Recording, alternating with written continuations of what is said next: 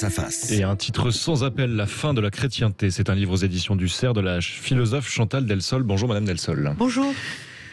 Chantal Delsol, alors carrément, vous n'y allez pas par quatre chemins, vous ne mettez pas un point d'interrogation, ni un point de suspension, la fin de la chrétienté. Alors, d'abord, avant de lire le livre, je me suis dit, ça y est, ça va être un requiem, ça va être une pavane pour une infante défunte, ça va être vraiment la fin des haricots, enfin, si je peux me permettre, et puis pas du tout, votre livre, effectivement, très subtilement et aussi teinté d'espoir. Mais alors, parlons d'abord de ça. Vous dites, il y a une aventure, on va pas faire toute l'histoire, ça nous prendrait des heures, mais une aventure qui a commencé au IVe siècle, à la fin du IVe siècle, et qui s'est achevée, là très récemment, qui est en train de s'achever, c'est-à-dire 16 siècles. Donc cette chrétienté, c'est fini. Pourquoi ? Quelle chrétienté est finie ? La chrétienté est finie en tant que civilisation. C'est une civilisation, la chrétienté. Oui, pas en tant que religion. Je ne parle pas du christianisme. Je ne dis pas que le christianisme est une religion perdue, foutue, morte. Pas du tout. Au contraire, je pense qu'elle se développe, elle se déploie dans plusieurs lieux du monde. Enfin bon. Ça, je ne peux pas parler de ça parce que c'est plutôt de la sociologie ou de la géographie. C'est pas votre livre, non ? Mais la chrétienté, c'est une civilisation. C'est la civilisation dans laquelle le christianisme apporte ses lois et ses mœurs. Et c'est ça, précisément. C'est ça qui est en train de se déliter. Qui est effacé depuis les années 50-60 du XXe siècle. Mais évidemment, l'effacement a commencé longtemps avant. C'est difficile à dater exactement. On peut dire la révolution quand même, non ? La saison révolutionnaire quand même largement, mais un petit peu avant parce que comme on sait, la philosophie des Lumières a commencé largement avant et bien sûr. Bon, on peut dire 16e, 17e déjà. Oui, c'est vrai. Enfin les encyclopédistes, etc. Voilà. Etc. Enfin, et même ça, avant, parce que au 17e, même avant, enfin avec Montaigne peut-être, on pourrait dire. Enfin. Mais alors, ce que vous êtes en train de dire aussi, alors c'est très intéressant, parce que votre livre, encore une fois, d'abord, vous faites effectivement le poids de l'histoire, rappeler comment ça s'est développé. D'ailleurs, vous rappelez que l'inversion normative a eu lieu effectivement avec d'abord le paganisme, enfin des Romains, oui. etc., enfin des Gréco-Romains, etc. La chrétienté est venue s'installer avec ses valeurs, effectivement, elle a régné pendant des siècles d'invention. Et puis, alors vous parlez que actuellement, depuis déjà effectivement des décennies au moins, elle aurait été remplacée, entre autres, par le cosmothéisme. Qu'est-ce que vous voulez dire par cosmothéisme ? Alors là, je veux montrer quelles sont les nouvelles croyances, parce que lorsque la chrétienté s'efface, elle n'est pas remplacée par le rien. Alors, il reste bien sûr un pourcentage non négligeable de chrétiens. Bon, en France, je sais pas, on peut dire 10-15%, c'est difficile. Il faudrait d'abord définir ce que c'est qu'un chrétien. Oui, c'est ça, parce que c'est quoi un chrétien ? Il pratique, quoi. Bon, si on dit quelqu'un qui pratique, ça serait 15% à peu près. Mais les autres, ceux qui ne croient pas, qui ne pratiquent pas, il ne faut pas croire qu'ils tombent dans le néant, pas du tout. Ils se mettent à croire à d'autres choses. Et ce que j'ai appelé le cosmothéisme, ce qu'on pourrait peut-être appeler le panthéisme, mais je préfère le cosmothéisme parce qu'il y a véritablement une sorte d'adoration du monde qui est en train de se développer avec l'écologie. Et en fait, et je le regrette d'ailleurs, mais l'écologie, qui est quelque chose de sérieux et d'assez rationnel quand même, est en train de devenir une religion. Personnellement, je le regrette, parce que je pense que ça l'abîme. Ça abîme la pensée rationnelle qui est derrière. Mais bon, ça c'est un autre problème, mais c'est pas en mon pouvoir. Hein. Mais vous dites que c'est devenu quelque part un culte, quoi. C'est devenu un culte avec l'écologie, ses prophètes, son catéchisme dans les petites écoles, ses clercs, ses grands-messes, ses excommunications, etc. Enfin, pas besoin de faire un dessin. Donc c'est devenu, alors j'appelle ça cosmothéisme, ça veut dire adoration du monde. En fait, c'est le monde lui-même qui est sacré. Mais est-ce que vous allez, Chantal Delsol, c'était pas très clair dans ce que j'ai lu, mais est-ce que vous allez que, en fait, ce cosmothéisme, enfin, disons l'écologie, peut remplacer, effectivement, peut dominer comme l'aurait dominé la chrétienté, parce que la chrétienté, 16 siècles, c'est quand même autre chose que les éruptions écologiques, enfin, même si c'est mondial. Enfin, oui, bon, ça, on ne sait pas, mais c'est vrai que ça prend pas le chemin de quelque chose d'aussi structuré, naturellement. Mais ça fait partie des nombreuses tendances aujourd'hui qui tendent à remplir le vide, en fait. Oui. Ça peut être ça, ça peut être d'autres types de paganisme. La nature a horreur du vide. La nature a horreur du vide. Or, ça peut être d'autres types de paganisme, ça peut être l'attrait pour les spiritualités, qui ne sont pas des religions, mais les spiritualités, ou pour le bouddhisme, ou pour des religions asiatiques, ou des spiritualités asiatiques. Il faudra encore s'entendre sur ce que c'est qu'une religion, ce que c'est qu'une spiritualité. Bon, il y a toutes sortes de choses actuellement qui montent pour justement remplir le vide. Oui, mais alors justement, de ce point de vue-là, est-ce qu'on ne pourrait pas dire que enfin, la chrétienté, encore une fois, c'est vrai, il faut absolument, c'est pas le christianisme, c'est la chrétienté, mais est-ce que, au fond, on ne pourrait pas dire à ce moment-là qu'il y a autre chose que le cosmothéisme, c'est le consumothéisme. Est-ce que même quelque part, parce que vous parlez de la rage de consommer, etc. Est-ce que ça ne fait pas aussi une religion, même si elle est caricaturale, je veux dire, vous voyez ce que je veux dire? Je veux dire par là qu'il y a des gens qui trouvent peut-être le véritable accomplissement, même si on ne le dira pas comme ça, dans la consommation, dans l'instant, etc. Ils s'y retrouvent. Ils s'y trouvent même bien. Moi, j'arrive pas à y croire, vous voyez. Bien sûr que le consumérisme est très fort, que l'individualisme qui va avec est très fort. Bien sûr que nos sociétés sont devenues matérialistes parce que elles ont biffé la chrétienté, elles ont biffé le marxisme qui allait derrière, comme disait Woody Allen. Dieu est mort, Marx est mort, et moi-même je ne me sens plus très bien. Bien sûr, tout ça est vrai, mais je pense que l'homme, enfin l'être humain, à partir du moment où il se rend compte très rapidement qu'il est un être tragique, puisqu'il doit mourir, il doit souffrir, et il ne peut pas ne pas croire en autre chose. Donc il se précipite vers peut-être... Vous savez, les gens qui sont matérialistes, comme vous dites, et hédonistes, ils vont voir les voyantes. Vous voyez, il y a toujours quelque chose. Alors, justement, je voudrais qu'on reparle un peu, parce que c'est au cœur de votre livre, et c'est passionnant, ça, et je le recommande vraiment aux auditeurs de Sud Radio, cette fin de la chrétienté. Comment l'Église s'est laissée, enfin l'Église, la chrétienté, oui, l'Église s'est laissée pénétrer par un certain nombre de choses et ils se sont adaptés. Vous savez, vous parlez du mariage, voilà, l'homosexualité, le mariage homosexuel par exemple, la PMA, d'autres domaines où effectivement il y avait quand même des digues. Et comment vous expliquez, enfin vous l'expliquez dans votre livre, que ces digues se soient en tout cas érodées, sinon effondrées, relativement facilement quand même si ça a pris des années? Ça a quand même pris des années. Ce que j'ai essayé de montrer au début, c'est que on peut considérer que ça a pris 2 siècles. Pendant 2 siècles, l'Église s'est vraiment battue, mais battue tant qu'elle a pu, jusqu'à d'ailleurs consacrer et défendre des régimes fascistes, parce qu'en fait les régimes fascistes c'était ça. Hein. C'était oui, pas les nazis qui étaient panthéistes. Non, les nazis c'est tout à fait autre chose. Oui. Mais les fascistes c'était un espoir complètement fou et aberrant de conserver la chrétienté. Alors ce qui s'est passé quand même, et ça c'est très intéressant, c'est que la modernité qu'on voit apparaître à partir de ce que j'appelle la saison révolutionnaire, parce que la révolution c'est pas seulement un événement, c'est tout un ensemble d'années. Voilà. Ce qu'on voit apparaître, c'est quand même que les protestants aspirent à la modernité, tandis que les catholiques rejettent la modernité.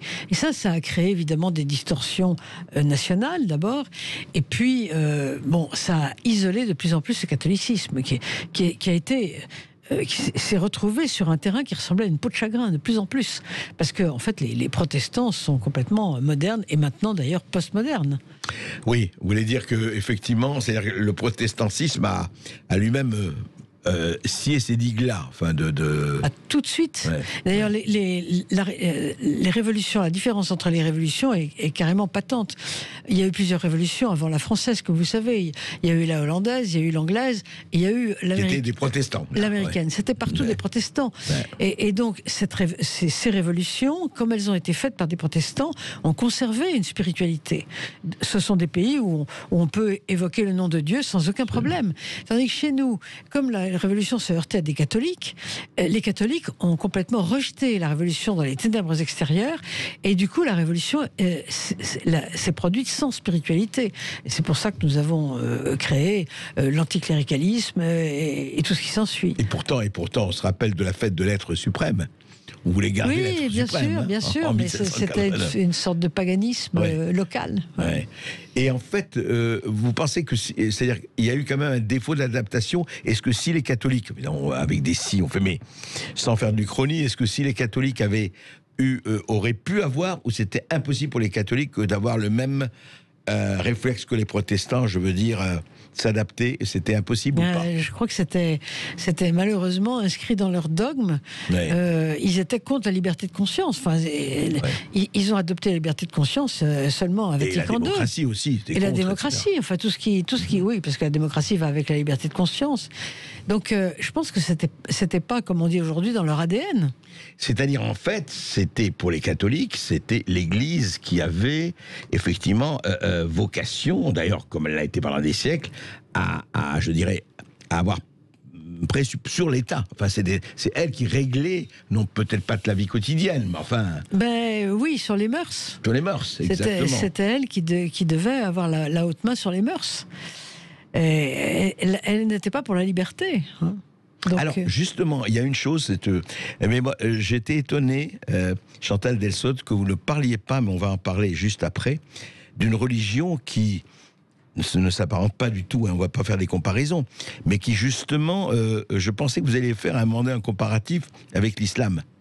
Parce que l'islam est une religion qui est, encore une fois, il n'y a aucun jugement là-dessus de valeur ou pas, mais qui est effectivement pour régenter, qui n'est pas pour la démocratie, qui est pour régenter les mœurs, etc. Et je me disais, pourquoi je dis ça? Parce que la nature ayant horreur du vide, cette religion attire beaucoup de gens, je parle même au-delà de ces continents. Oui, sauf que moi j'y crois pas trop à ça. Je crois pas à ce remplacement, parce que ce qui a remplacé en partie le catholicisme qui s'efface peu à peu, enfin sans disparaître bien sûr, mais qui s'efface, c'est quand même la religion des droits de l'homme. Ça, c'est aussi une forme de religion que nous avons. Et la religion des droits de l'homme est quand même terriblement attrayante pour les musulmans d'ici.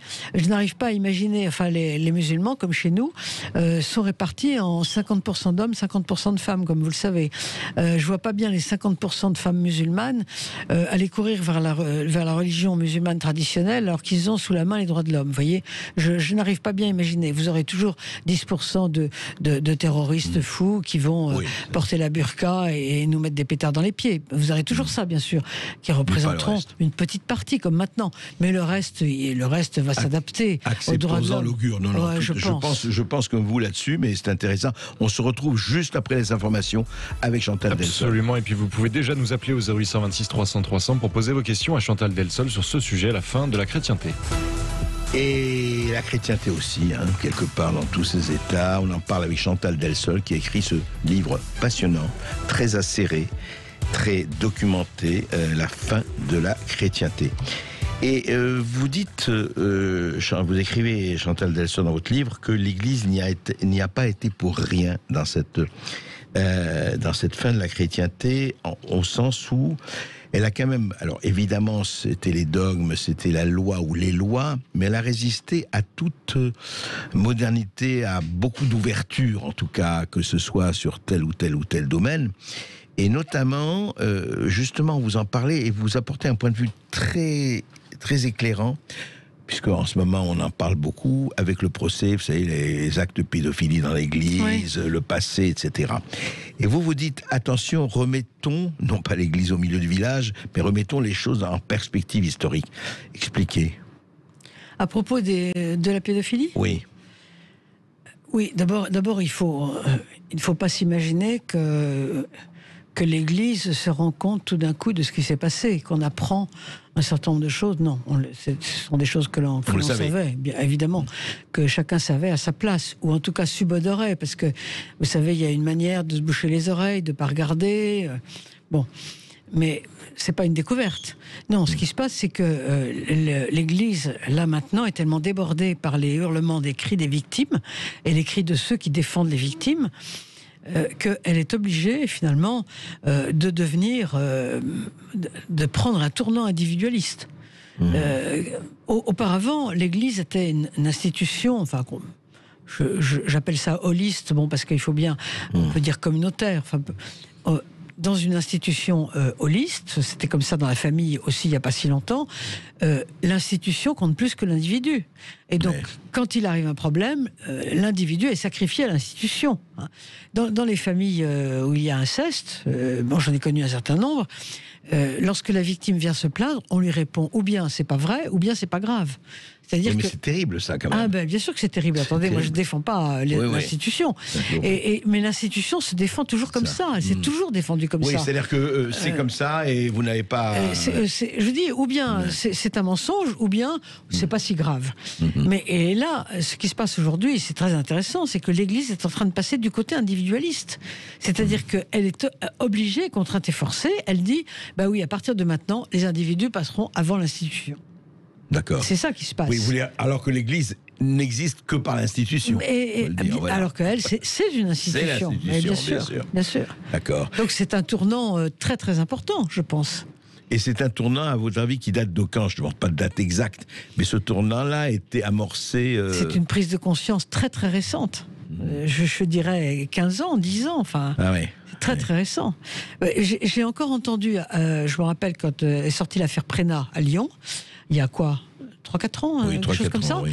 Y avait avec le cardinal Barbarin, etc. Voilà, c'est ça. Il y avait un prêtre assez âgé qui a été interrogé et qui disait, enfin écoutez, ces enfants quand même ils le cherchaient. Hein. Ah, vous voyez, c'est extraordinaire.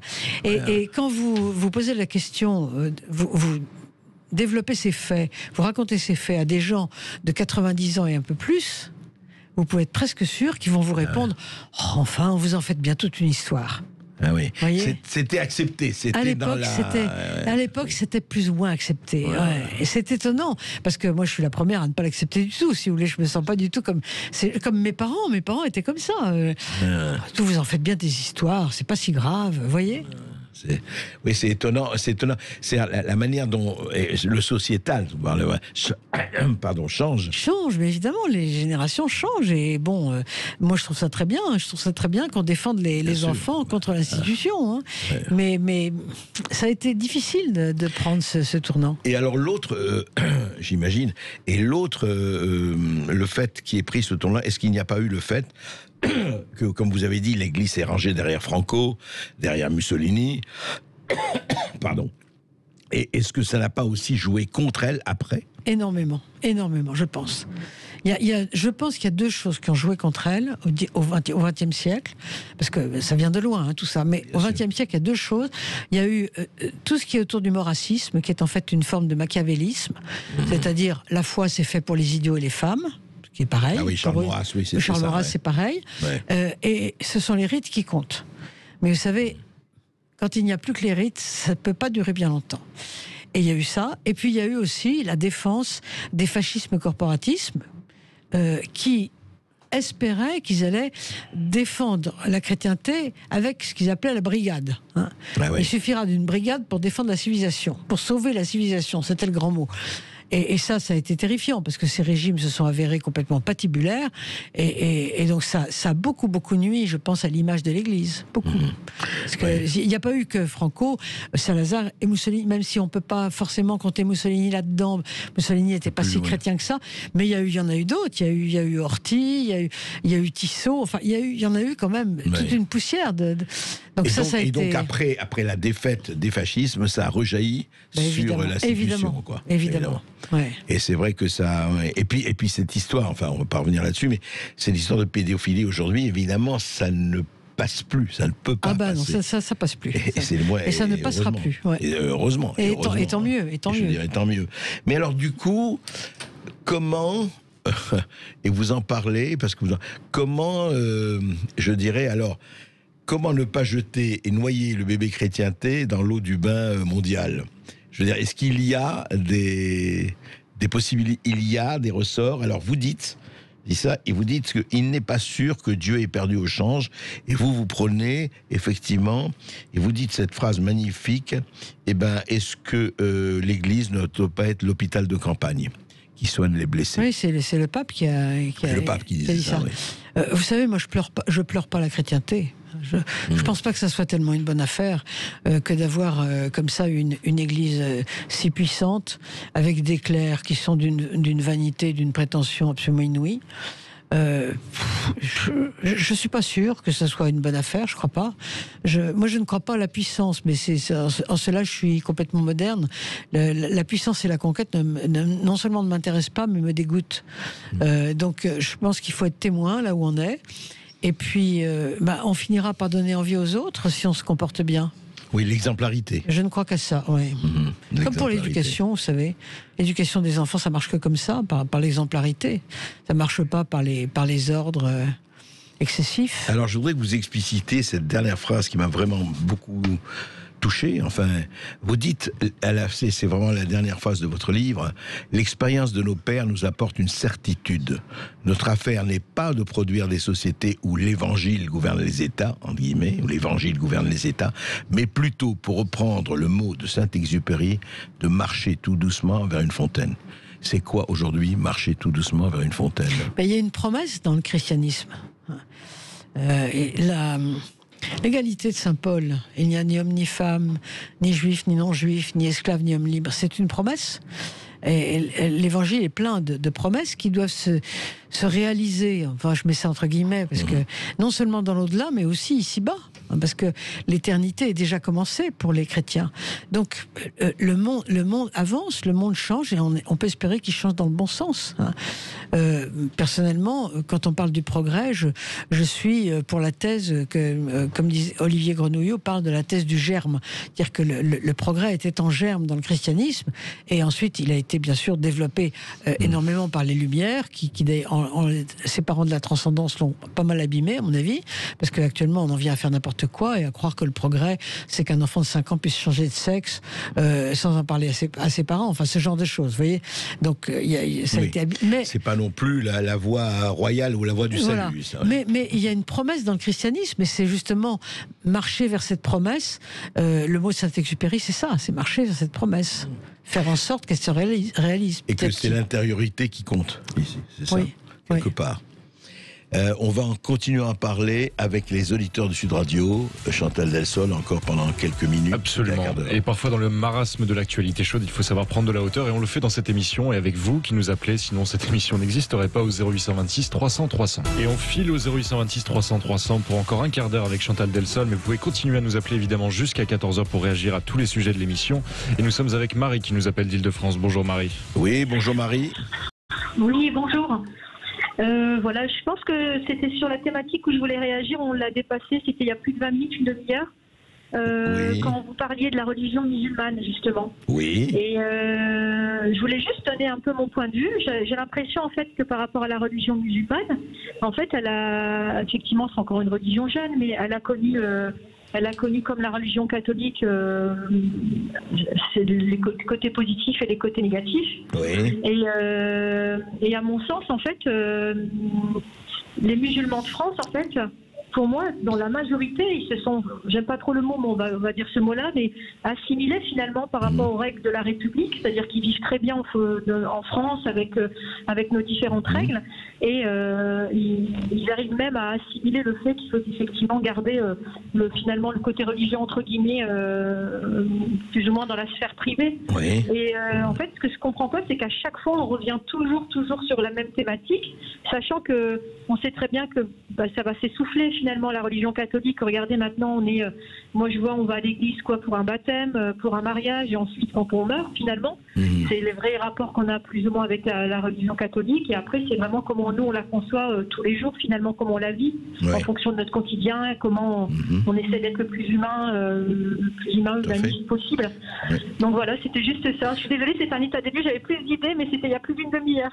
Non, mais c'est très bien de rappeler ça, effectivement, c'est très très bien, Marie, et je crois que d'ailleurs Chantal Delsol est d'accord, effectivement. Tout à fait, merci de votre intervention. Merci, voilà. Et je voulais vous dire aussi, Madame Delsol, que je voulais vous remercier beaucoup de votre intervention, parce que j'adhère vraiment à 100% à tout ce que vous avez expliqué, et c'est vraiment mon état d'esprit, quoi. C'est vraiment... Et ça fait du bien que nous avons des personnes qui nous le rappellent, notamment dans des quotidiens ou dans des radios. Merci beaucoup.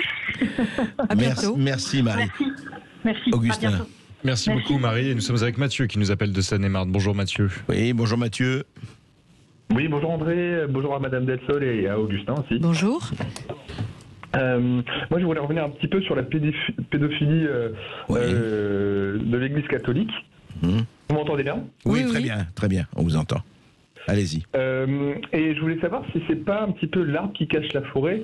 Alors on sait qu'il y a des scandales et que ça date pas d'hier, mais je voulais avoir l'avis de Chantal, à savoir est-ce que justement le fait qu'on accuse depuis quelques années donc la pédophilie des prêtres et autres personnes de l'Église, c'est pas aussi l'arbre qui cache la forêt sur d'autres affaires? Moi je pense évidemment à l'affaire Epstein. Même Dutroux ou trop. Récemment, le Hollandais, au final, on s'aperçoit qu'il y a aussi des réseaux qui touchent autre chose, notamment des organes du pouvoir, que l'Église. Chantal Delsol. Je ne crois pas qu'on puisse dire que c'est un arbre qui cache la forêt. Ce qu'on peut dire, c'est que dans toute institution... historiquement, dans toute institution, il y a des problèmes comme ça, parce qu'une institution a tendance, au départ, à être plus importante que l'individu qui la compose. Donc, lorsqu'il y a une sorte de... disons, de lutte entre l'institution et l'individu, au départ, c'est toujours l'institution qui gagne. C'est l'institution qui fait taire l'individu, qui laisse la victime sur le bord, qui ne l'écoute pas, etc. Et ça, c'est vrai pour toutes les institutions. C'est vrai pour l'éducation nationale, où il y a des tas de scandales, comme vous savez. C'est vrai pour les institutions sportives, pour la famille, évidemment. C'est vrai pour le showbiz et compagnie. C'est vrai pour le showbiz. Oui. Toutes les institutions se sont rendues coupables de ce genre de choses. Et l'Église étant une institution, n'a pas échappé au scandale. Je pense qu'il faut plutôt dire ça. Mais on ne braque pas les projecteurs uniquement sur l'Église, vous savez. On met aussi en avant les scandales qu'il y a eu dans les clubs sportifs ou ailleurs. Enfin, puis dans les familles, bien sûr. Dans les familles, bien sûr. Absolument. Mais si je peux me permettre de rajouter, donc Madame et André, c'est que justement, bon, là, il y a des projecteurs là-dessus, mais en attendant, moi, j'aimerais savoir... on a eu l'affaire du Hamel, même Richard Berry, sachant qu'il y a aussi la présomption d'innocence, faut pas l'oublier. Bien mais sûr. que parfois, je trouve que, et ça c'est mon opinion personnelle, notamment les médias ont tendance à focaliser sur des sujets, et au final, il y en a d'autres qui traînent pour au final que peut-être dans quelques mois, ça puisse passer en dessous des radars. Oui, mais vous avez remarqué, vous avez raison, de toute façon, il y a toujours des géométries variables, on ne va pas le nier, et ça a existé depuis toujours. En revanche, quand même, Mathieu, je dirais, ce qu'il y a de nouveau, et je crois de plutôt positif, c'est qu'on ne peut plus cacher. Vous voyez, à un moment donné, ça sort. Il y a les livres qui sortent sur tel ou tel écrivain, sur tel ou tel producteur de cinéma, sur tel ou tel, effectivement, politologue ou autre. Je dis pas que c'est bien ou pas bien, je sais pas, mais vous savez, aujourd'hui, c'est devenu très difficile de cacher. À un moment donné, à tort, raison, hein, mais la transparence est là, et effectivement, quand il s'agit d'actes pédophiles ou d'actes...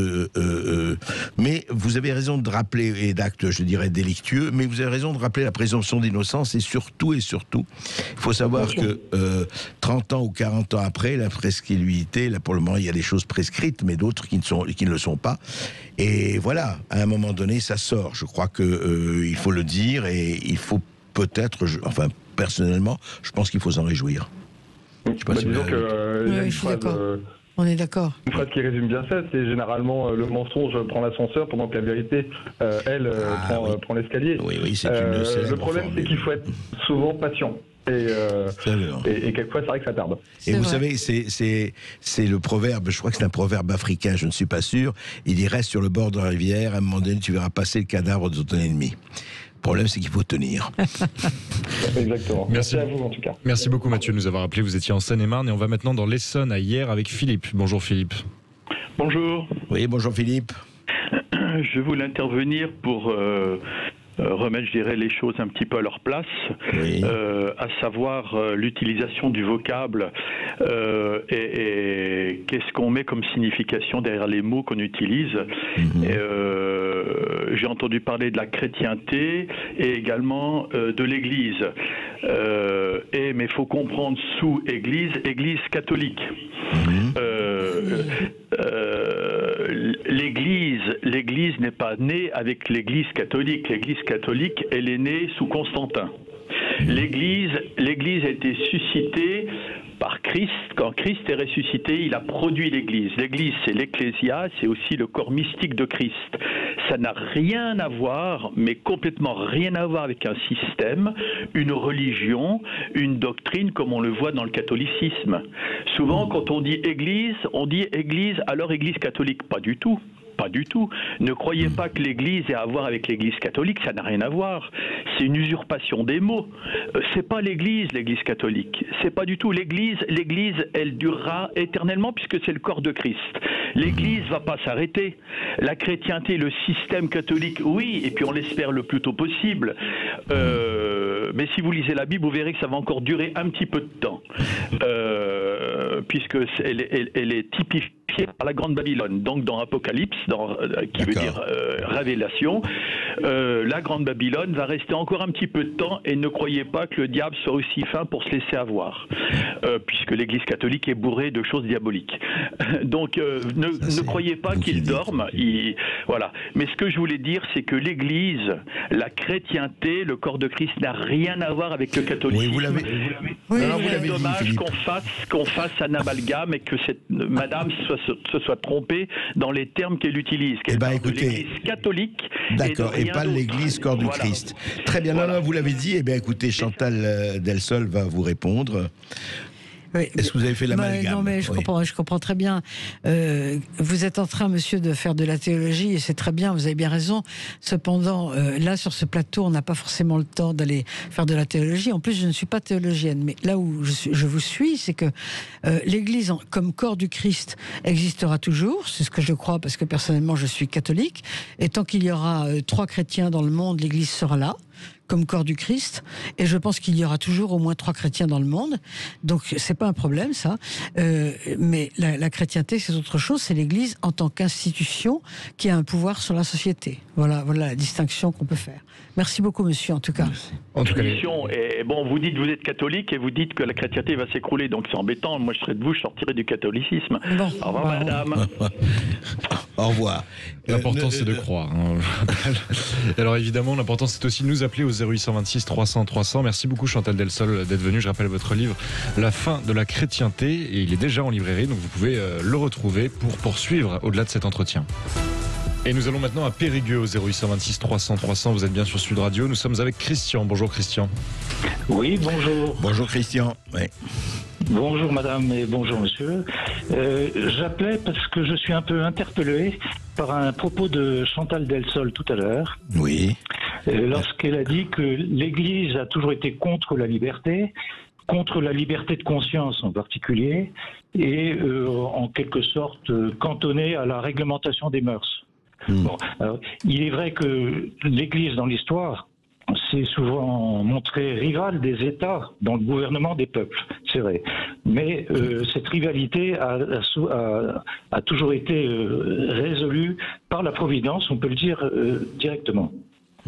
Alors, sur cette affaire de liberté défendue par l'Église, moi je rappelle simplement que le Christ a dit « la vérité vous rendra libre » et l'Église est toujours dans sa mission lorsqu'elle défend la vérité, car elle défend en même temps la liberté. Voilà. Donc je me montre absolument pas d'accord avec le propos de Chantal Delsol tout à l'heure. Alors, écoutez, Chantal Delsol malheureusement a dû quitter le studio. Enfin, elle avait des rendez-vous urgents et malheureusement elle ne pouvait pas rester jusqu'à 14h. Je ne vais pas évidemment répondre à sa place. Non, simplement vous dire, monsieur, que je pense que effectivement, Église et liberté ont pu aller de concert, mais attention, le Christ est une chose et l'institution est autre chose. Le Christ n'a jamais été une institution. Ça a été quelqu'un qui a apporté, on le sait, enfin, on ne va pas rentrer dans... C'est-à-dire que c'est quelqu'un qui a eu la parole, fils de Dieu pour les uns, prophète pour les autres, mais je veux dire, il a apporté la parole. Ok ? Certes, mais c'est lui qui a fondé l'Église. Hein. Absolument, sauf que l'Église, à un moment donné, elle devient institution, comme beaucoup d'autres institutions. Et vous le savez très bien, on va pas rentrer, Charles. Vous avez raison. Oui, et quand ça devient une institution, pardon, mais quel que soit, on défend un certain nombre de choses qui ne devient pas seulement la parole du Christ, puisque le Christ a dit ce qu'il avait à dire, et ça devient la parole de ce que j'appellerais quand même un pouvoir, un appareil, ce qui n'est pas forcément d'ailleurs péjoratif, vous voyez, mais simplement, c'est eux qui donnent la loi, et si vous n'êtes pas d'accord, et vous savez, le nombre d'épisodes dans l'histoire, si on n'était pas d'accord, je ne vais pas parler de l'Inquisition et autres, mais enfin, voilà, et d'ailleurs ça vaut pour toutes les religions, et ça vaut aussi pour toutes les religions athées, je dirais, comme le communisme et autres. Donc voilà, je crois qu'il faut faire la différence entre la parole divine, ou la parole prophétique, et la parole de l'institution. C'est pas la même chose. Alors, je vous rejoins tout à fait, mais la seule chose que je pourrais dire, c'est que chaque fois que l'institution Église s'est opposé à la liberté d'un tel ou a fait telle ou telle bêtise, disons, c'était contre l'esprit de sa mission. Je comprends. Voilà. Alors que quand on parle du communisme, par exemple, qui a été dictatorial du début à la fin, et qui l'est toujours d'ailleurs, là c'est dans l'esprit de sa propre mission. Non. Alors attendez, c'est une discussion très intéressante, parce que si vous relisez Karl Marx, c'était pas du tout l'esprit de Staline et de Lénine. Si on relit les textes de Marx, si vous lisez Marx, c'est rempli de haine. Marx est rempli. Les textes de Marx sont remplis de haine. Oui, et les Lénine et autres Trotsky ou Staline ont appliqué effectivement des principes de haine. Oui, mais ce n'est pas... Non, mais c'est-à-dire qu'à un moment donné, il y avait l'histoire de l'émancipation, etc. Et vous savez, le vrai problème, et moi je crois que c'est valable pour toute institution, mais encore une fois, ce n'est que mon avis, je pense que le grand problème des institutions, et c'est valable vraiment dans le laïque comme dans le religieux ou autre, c'est qu'à un moment donné, je dirais la doxa de l'appareil, la doxa de l'institution qui ne... N'oubliez pas, du rêve d'une chose, c'est s'auto-perpétuer, et utilise et instrumentalise un certain nombre de choses pour s'auto-perpétuer. Et on le voit aujourd'hui, et vous le savez, dans d'autres circonstances, notamment sanitaires. En tout cas, merci de votre intervention, et écoutez, je regrette que Chantal Delson ne soit pas là, mais voilà, j'ai essayé de vous répondre. Chantal Delson n'est pas là, mais vous auriez presque pu préfacer ce livre, tant les réponses sont claires.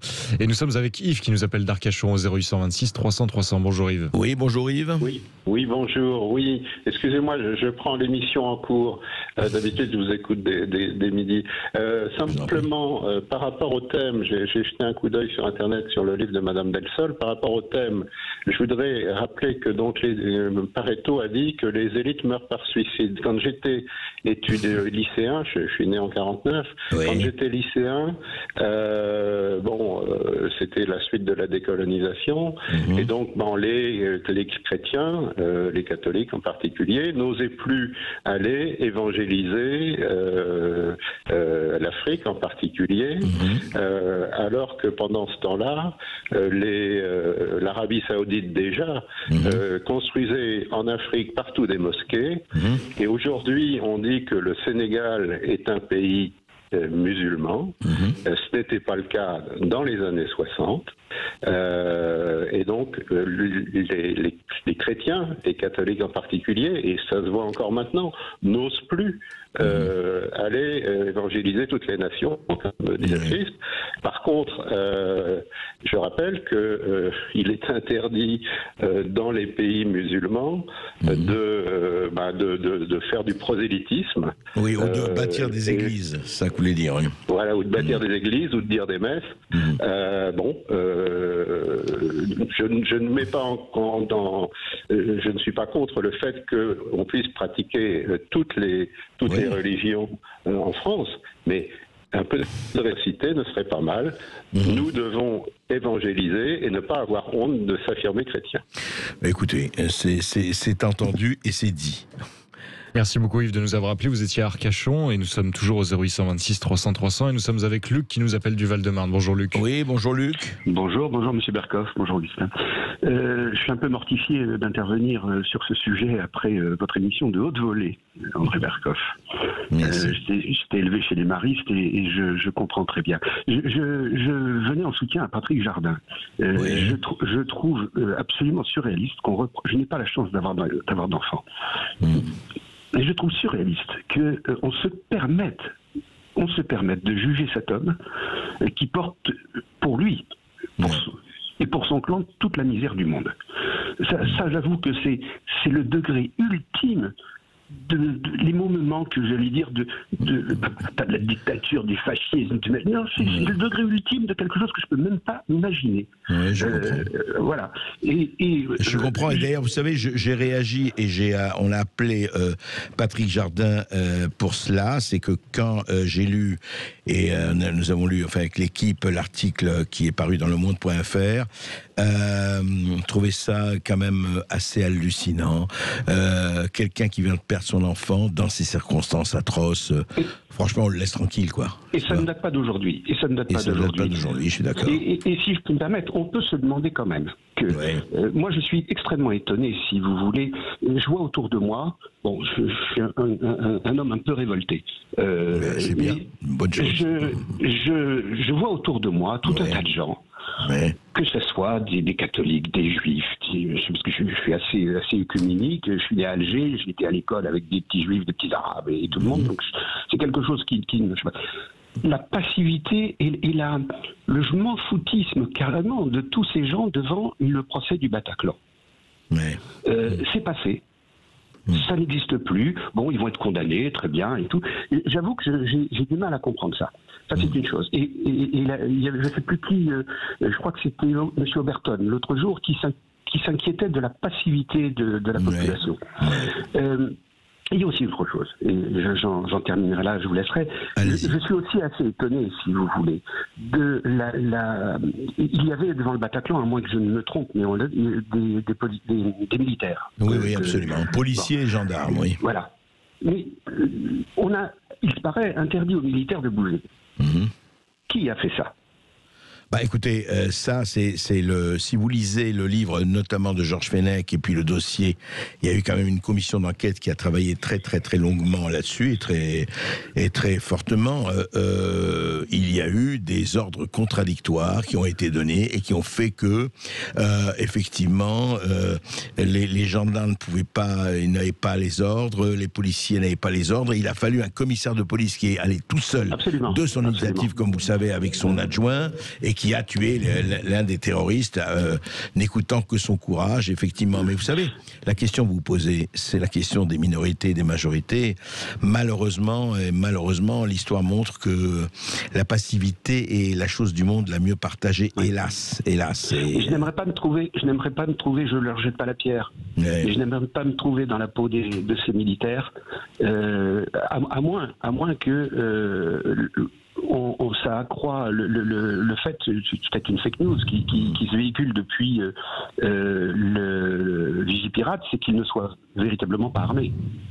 Non, je ne crois pas. Non, ils étaient armés. Ils étaient armés. Ça, je crois que c'est vraiment une fake news. Non, vous savez, le problème, qu'est-ce qui se passe ? Ils ont eu des ordres. Alors, effectivement, le vrai problème, et il est posé. Aujourd'hui, c'est changé. La loi, aujourd'hui, ils peuvent intervenir. Après, d'ailleurs, Patrick Jardin l'a parlé, c'est le ministre Cazeneuve qui a changé ça.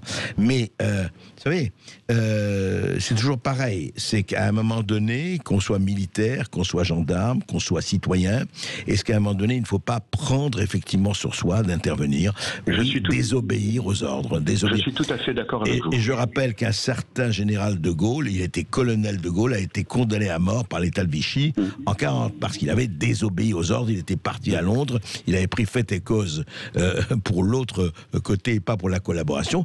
Il a été, je rappelle, condamné à mort.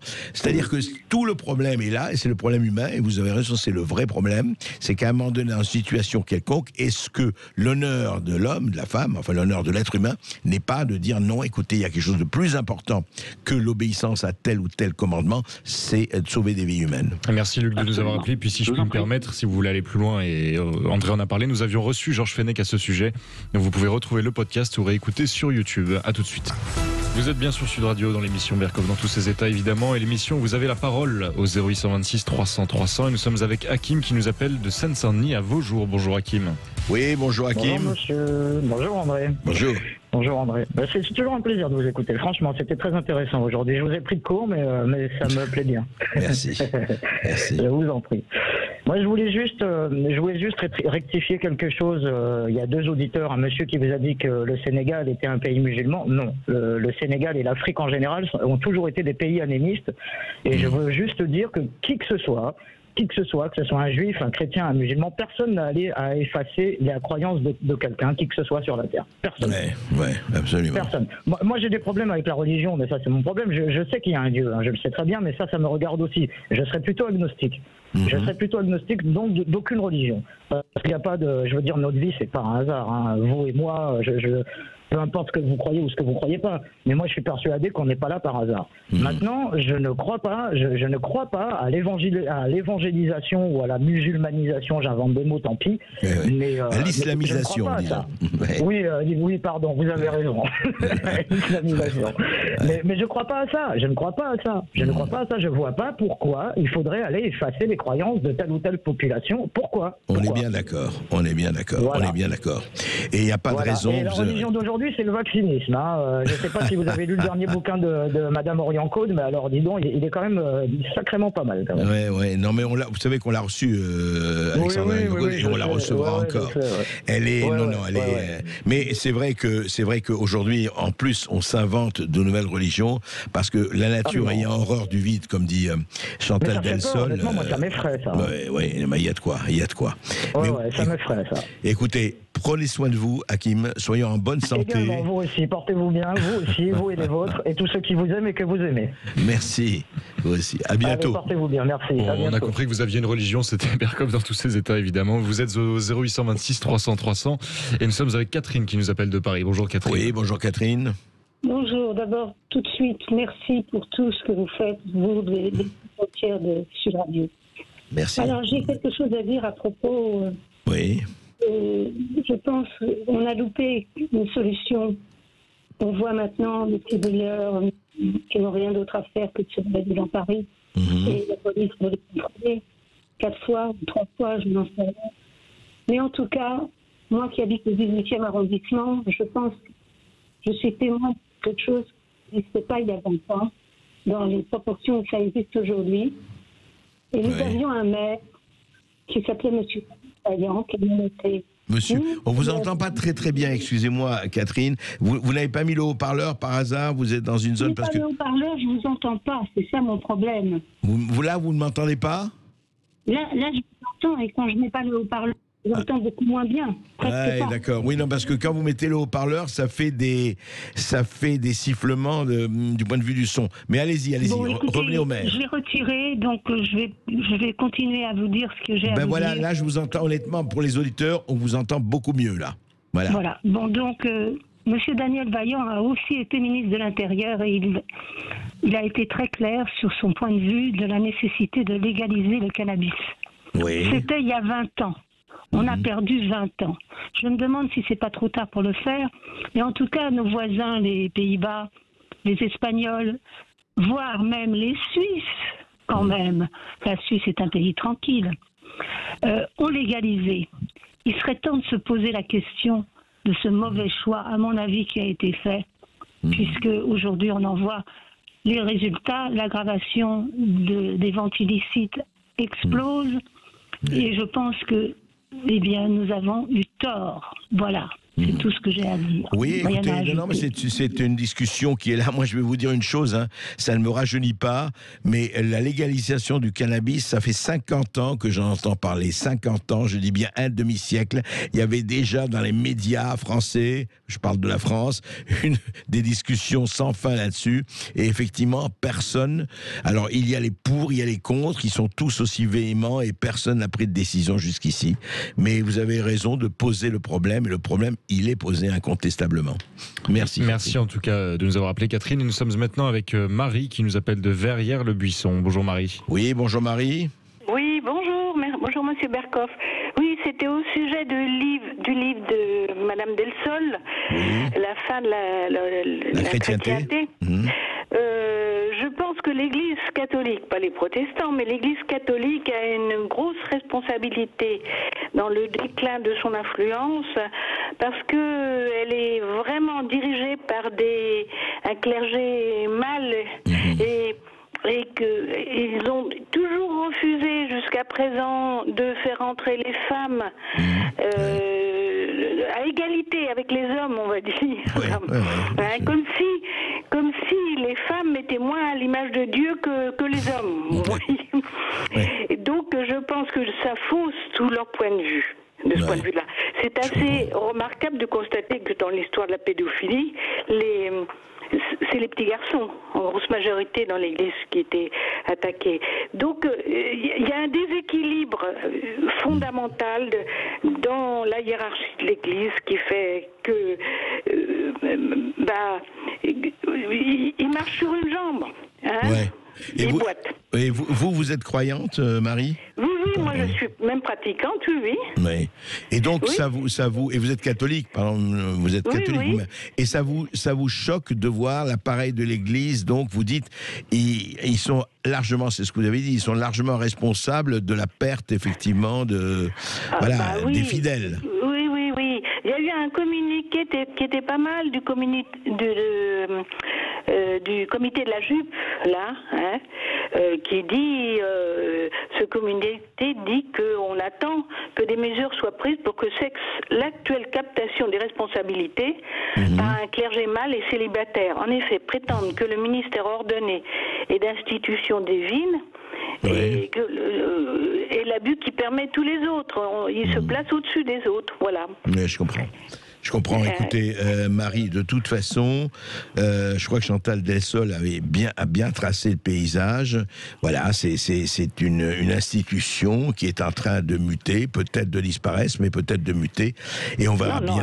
Elle va pas disparaître, mais son influence, c'est vrai que je trouve ça affolant. La disparition de la spiritualité en général. Oui. Mais non, vous savez, elle se reporte, elle l'a dit aussi, elle se reporte, c'est vrai. Alors je dis pas que c'est bien ou pas bien, j'ai pas de jugement de valeur là-dessus. Sur, vous savez, la spiritualité orientale, vous avez vu le succès incroyable du bouddhisme, de l'hindouisme. Non mais mais ça existe. Je veux bien, mais moi je préfère croire à la résurrection des corps plutôt qu'à la réincarnation. Et encore que. Je trouve que ça correspond plus. Il y a une méconnaissance totale des évangiles, par exemple. Et plongez-vous là-dedans. Moi, j'incite tout le monde à se plonger là-dedans. Et vous verrez qu'on n'y parle que d'amour et de vie. Bien sûr. Donc c'est une promesse de vie, et pour maintenant et pour plus tard. Donc je trouve absolument dommage que ça soit étouffé par une hiérarchie. Bon, elle n'est pas la seule responsable, la hiérarchie. Non, elle n'est pas la seule responsable. Il y a aussi une question d'éducation, l'éducation à l'école. Alors, là, on dit qu'il ne faut pas enseigner les religions. Si, on peut enseigner les religions en tant qu'histoire, pas enseigner les religions pour faire du prosélytisme, bien sûr. Mais enseigner les religions en tant qu'histoire, ça me paraît essentiel, fondamental. Moi, je pense qu'il y a une méconnaissance fondamentale de la religion chrétienne. Mais ça, écoutez, ça, c'est tout le problème, c'est le travail d'Hercule. Il faut réévangéliser pour vous, c'est ça? Oui, mais c'est-à-dire, c'est pas rester dans son église, terré dans son église. Je pense qu'il faut s'ouvrir, voilà. Eh bien, participer merci à la vie publique. Merci, Marie. Merci beaucoup, Marie. Merci beaucoup, M. Berkoff, et bonne journée. Et merci à tous ceux qui nous ont appelés au 0826 300 300. Alors, je vous rappelle que nous avons reçu Chantal Delsol pour son livre La fin de la chrétienté, mais que nous avons également reçu Patrick Jardin, le père de Nathalie, qui est décédé le 13 novembre 2015 et qui porte plainte suite à un article, il faut le dire, honteux du Monde. Vous pouvez retrouver cette émission en podcast sur sudradio.fr ou sur notre chaîne YouTube. Évidemment, on se retrouve demain, mais en attendant, Brigitte Lay va vous apprendre à décoder les signaux que vous envoie votre corps.